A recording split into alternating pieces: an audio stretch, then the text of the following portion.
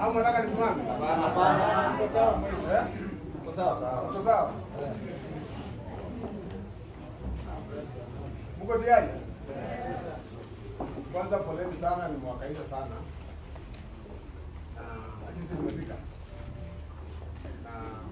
Mambo yangu hapa ni very brief. I'm going to read a short statement. Then if there are questions, I will read it.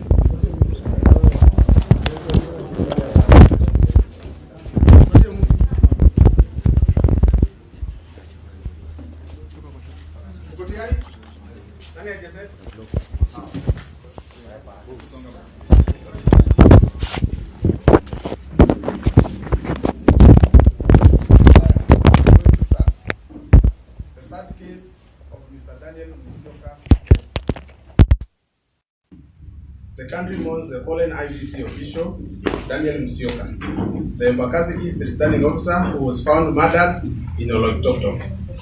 I want to send my deepest condolence to Mr. Musyoka family. May God cover you with His grace and love. There are two truths you need to accept. One, Daniel Musyoka did not have to die. Two, if we had done our duty as society, then Mr. Musyoka will be at home with his wife and children right now. Daniel Musyoka is the latest long and sad line of lost life, broken limbs, and shattered lives in Embakasi.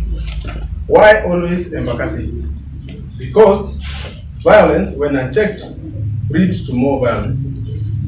Before Mr. Musyoka, Mr. Stephen Mukabana was shot dead in 2016 for aspiring to become a member of parliament. After that, Joshua Obiende was poisoned and survived after immense suffering and pain, also after aspiring to be a leader. To date, he still suffers from the effect of poison. Babu Owino, personal assistant, Juma Okusimba, died mysteriously, leaving behind a young family. In the same Embakasi East, the motorcade of now President-elect, His Excellency William Ruto, was torn twice. The vehicle of ANC party leader Musalia Mudavadi had its windscreen shattered.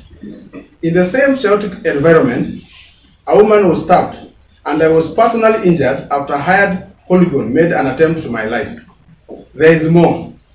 Michael Gitonga, a candidate for MCA Utawala Ward, died under mysterious circumstances that has been termed as an accident. In all these cases, no perpetrator has been brought to book, no arrest has been made, which is puzzling because one can put two to two together. We must address the lapse that preceded the disappearance of Daniel Musyoka. Mr. Musyoka did not have security that he was entitled to. If he had a bodyguard, he would have been with him at all times and possibly saved his life. If the OCS and OCPD had assigned Mr. Musyoka a bodyguard as required, I challenge them to give the media the name of the bodyguards. The OCS and OCPD Embakasi allowed criminals to access Embakasi Turning Center at East Africa Aviation School against the law. To provide a conducive environment for the IBC official, only accredited agents were to be allowed to access the Turning Center, and the names of these agents were available at the IBC agent attendance register daily. At one point, the deputy RO noticed the presence of intruders and tried to eject them from the Turning Center. However, Babu Owino stopped the arrow. Babu Owino had entered the tallying center accompanied by a battalion of unknown suspicious individuals. Once inside, Babu Owino went ahead to pressure the arrow, the late Mr. Musyoka, to doctor the result, a demand Mr. Musyoka rejected. In a grave fear for his well-being, Mr. Musyoka never left the tallying center during the electoral process. He even slept there because of hooligans who followed him at every turn. Babu Owino and his team camped at the tallying center in 2 cars. Babu Owino official car, which was full of gun and machete, and a small car, Fielder, which was also full gun. The Fielder car is the one that was monitoring Mr. Musyoka movements. At the fateful day, Mr. Musyoka arrived at EAC tallying center as usual. At around 9 a.m., 9:30 a.m., Mr. Musyoka noticed something unusual and asked to take a short break to make a call. That was the last time he was seen leaving the tallying center. What did Mr. Musyoka see at the tallying center that made him to excuse himself to make a call? There is sufficient reason to believe there is a connection between his murder and the illegal access to the tallying center. I do the Musyoka family can get justice. When hooliganism move from reckless to abuse or to shooting and murdering people without second thought, we lose our bearing as society. And given that the people of Embakasi have lost confidence in the senior law enforcement officers in Embakasi, I demand the following: that the case be moved to the DCI headquarters so that the justice can be served. I call upon the IBC to accord life insurance cover to its permanent employees, such as the 290 returning officer, given the risk nature of this job. B. Given the serious electoral malpractice under Section 45B as read together with Regulation 64A has occurred, I ask IBC through the chairman Wafula Chebukati to immediately halt all election-related activity in Embakasi and suspend the same pending investigation and prosecution of the perpetrator. The witness program, the witness protection program be applied in this case, that there are numerous potential witnesses willing to come forward but are scared.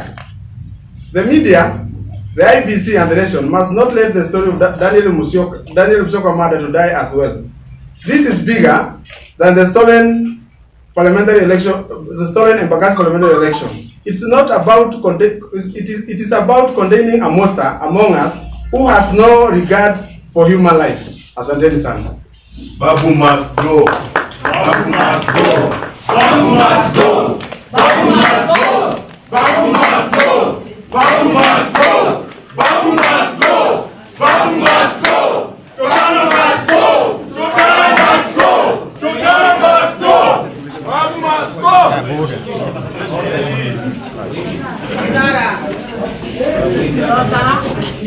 I don't know what the question. Let's go through it. Have you made these allegations known to the police, or have you filed a case to the police?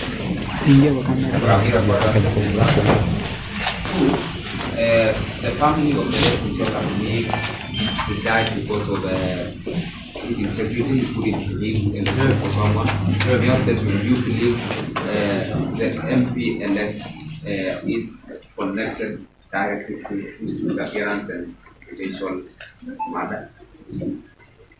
Okay. I have not recorded this statement with the police because it was a media statement. But if the police require me to do so, I will do so. And the reason why I came public is because the Embakasi police people, led by the OSPD, if they acted and they protected Mr. Musyoka could be alive. That's why I was requesting this case be taken to CID headquarters. Because there are so many people willing to talk, but they are scared. Number two, Mr. Musyoka, all the candidates, including my friend here, Mr. Owino, he was a candidate for parliamentary seat. Mr. Musyoka was a straightforward man. He's a man you cannot compromise. But I believe he was killed because Mr. Musyoka had noticed a lot of allegations from the POs from the polling station, and he had told them actually there in the tallying center that most of them belonged to jail because of what they had done. So Mr. Musyoka was specifically killed because of the election, nothing else. Okay, my name is Franklin from K24. I've heard you mention about 2 cars, Babu Owino's official car and a Fielder motor vehicle. I don't know, do you have the number plates of those cars? Then another question, have you raised the issue of the rigging allegations within Embakasi to the IEBC? You don't know the rigging allegation. If I had to follow, if there's a rigging allegation, there is a channel that I'm supposed to follow. I'm supposed to file a petition within 20 days. If I'll file. That is another channel. But what we are dealing with it today is at the matter at hand. Daniel Musyoka. Okay? Na mimi nataka kuambia ile mambo imefanyika Embakasi East. Haijaanza leo, ilianza 2016. Hii mambo yote nimesoma hapa. Ingechunguzwa ile wakati na iweze kuchukuliwa hatua. Pengine Daniel Musyoka hangekufa. Kwa sababu kuna aspirant wengine ambao tulisoma nao 2017 ambao hawakufika kwa debe. Kuna wengine 2017 hata siku ya voting alivoti kura akiwa hospitali. Ninyi umeona watu ya media. Ile violence imekuwa Embakasi East. Embakasi East imekuwa one of the constituency ambayo imekuwa flag of violence.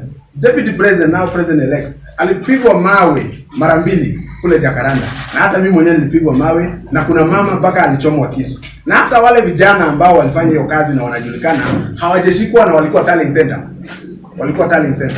Kitu kingine, Mr. Musyoka kama constituency returning officer alikuwa akuwe na entitled to police officer ambaye anamguard every time wakati anaenda. Mr. Musyoka, I can confirm hapa leo, mkitoka hapa mwende mpate OCS mama ako hapo Embakasi, aseme ni ofisa mgani aliasainia Musyoka wakiwa na OSPD wa kumchunga akijua Musyoka anaenda hapa. Mr. Musyoka hakuwa na bodyguard.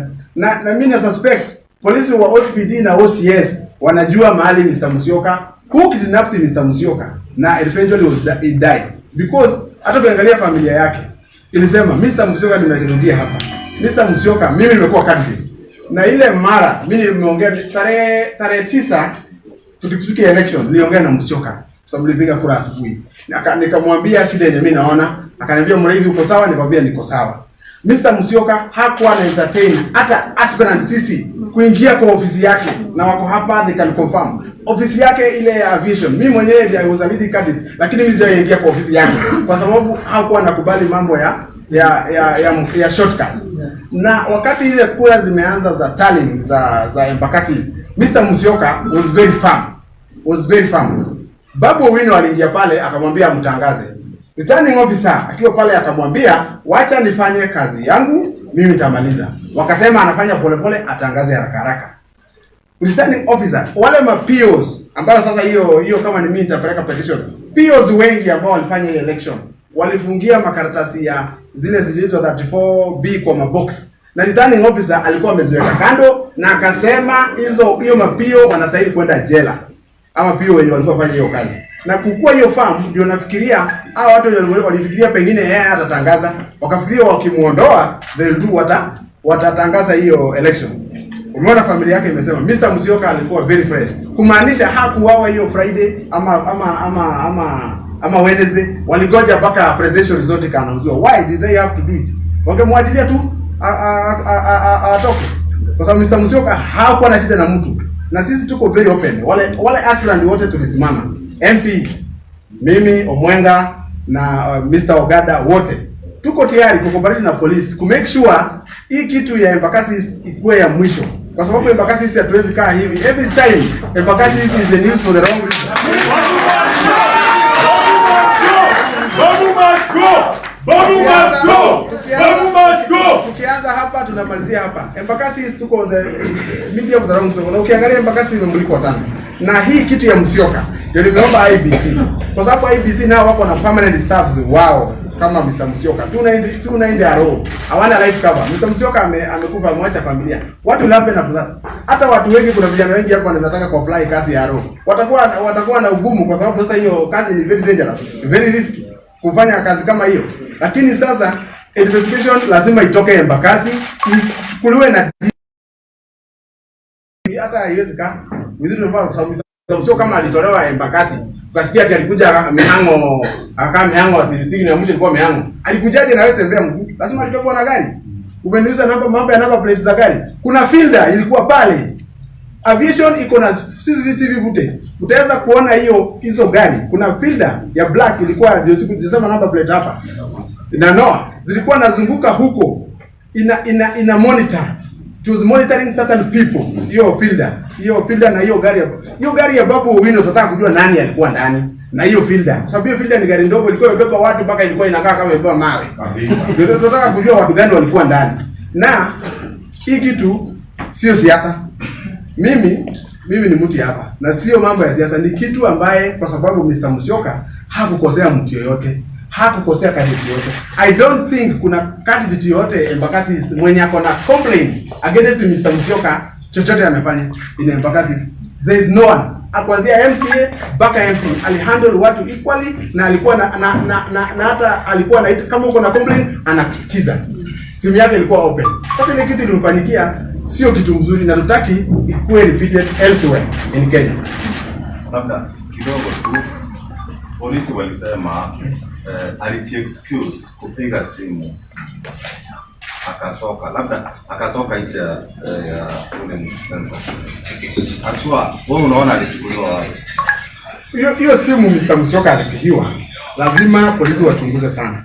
Kwa sababu wewe usipigiwe tu simu unatoka, alafu unatoka mguu unaenda mahali. Lazima kuna mtu alimuita. Na hiyo polisi kwa sababu wanafanya investigation, mimi si investigator. Police, we have an able DCI officers wataweza kuestablish. Lakini lazima kuna kitu ilifanyika. Either he was strict to kutoka nje ndio aende, kwa sababu nimekuambia ile kitu nasisitiza hapa sana. Mimi nalaumu OCPD na OCS wa Embakasi. Kwa sababu hawa wako na responsibility ya kuchunga Musyoka. Ilikuwa wakati mgumu sana siku 3. Wangemwasainia hata polisi wawili. Which si ati kumwasainia, ni haki yake kukuwa na hiyo police officers. Hawakuwa nao. Na nimwambia mtoke hapo mwende muulize nani alikuwa na guard Mr. Musyoka. Hawana majibu. Na matokeo iliendelea kutangazwa hata baada ya Musyoka kuondoka. Na wewe unaona ile results ziko na shida bado hizi. Unajua after Musyoka kuondoka ako na deputy returning officers wake. Na sheria inasema kama returning officer yupo, ma deputy returning officer wanaweza fanya kazi yake. Walifanya kazi yake. Kama mimi na matokeo, mimi nitaenda kotini. Ile kitu iko hapa sasa hivi, kwanza tumalize hii mambo ya nani? Ya Musyoka. Mimi nitaweka petition yangu bado niko within the law. Nitafikiria nione kama nitaweka petition, lakini kuna grounds mingi ya kuweka petition ya hii election ya Embakasi. Unalaumu Babu kwa kuhusika kwa kitu ya... Mimi nalaumu Babu Owino kwanza na polisi wa Embakasi. Mr. Musyoka alikuwa ametuambia sisi aspirants mtu atume agent wake ambaye kwa tallying center ya hapa ya aviation. Hao walienda wakahijack the tallying center. Na nimesema hapa kwa my statement, the deputy returning officer mmoja wa Mr. Musyoka alinotice kuna suspicious people walikuwa wamekaa hapo tallying center. Akaamuka na ile register, akajaribu ku-eject au kutoka kwa tallying center. Babu Owino akakataa. Ilikuwa tarehe 10 Wednesday. Akataa. Hiyo kitu ilianza Wednesday. Musyoka hata hakwenda nyumbani, alikuwa analala kwa hall hapo. Mheshimiwa, umesema kuna msururu ya watu imeumia. Yes. Ni muda gani? Ni span ya muda gani? Ile span nimesema ni kutoka 2016.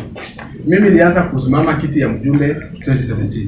2017 nilikuwa natafuta tikiti ya Jubilee. Kulikuwa na aspirant anaitwa Mukabana, alikuwa anatafuta tikiti ya ODM. Mukabana aliuawa hapa Mihango. Kesi yake mpaka leo iliisha hivyo. Kuna candidate mwingine anaitwa Obiende, alikuwa anasoma na ANC. Mimi nilikuwa tunasoma candidate na yeye.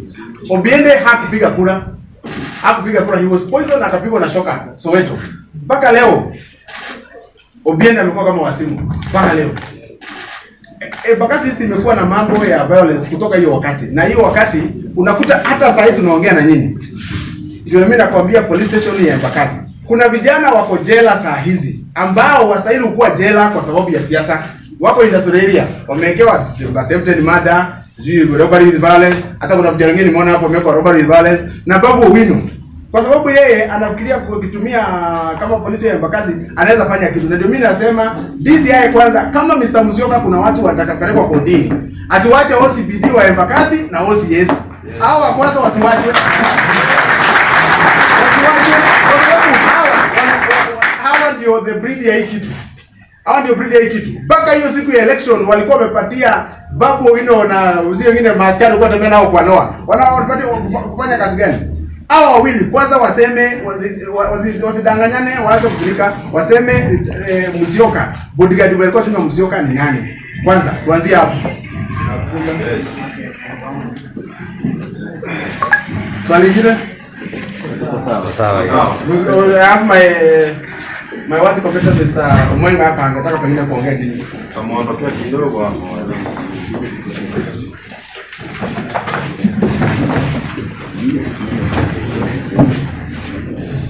Good morning, members of the press. My name is Josh Mureithi, and I'm a resident of Utawala. What I can only say about the elections of the last election we have done is that the election was very peaceful and transparent. The few irregularities which were there in a few pockets cannot be warranted that can cause them to somebody. The issue we are talking about here is about Daniel Musyoka, who was abducted and murdered. Us as aspirants, we believe that we are not supposed to fight for an elected position because it's a competition. There is no reason why we should cause or we should shed blood of an innocent person and leave his children suffer, the wife and his family. The only thing which we are requesting the DCI and the government is to speed investigation and bring into book the people who have been involved. The East African School of Aviation has the CCTV system which can capture all the activities which were there. The OCS, the OSPD of Embakasi Police Station should take responsibility of the disappearance of the RO.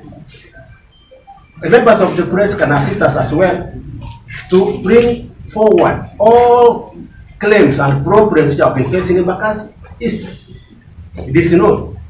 You know clearly that the aspirants who were in Embakasi East, all of us were peaceful. The only area which has a problem is how can somebody be hijacked from a tiling center or a tiling center and he disappears without if there was security at that tiling center. There must be a reason why he was hijacked.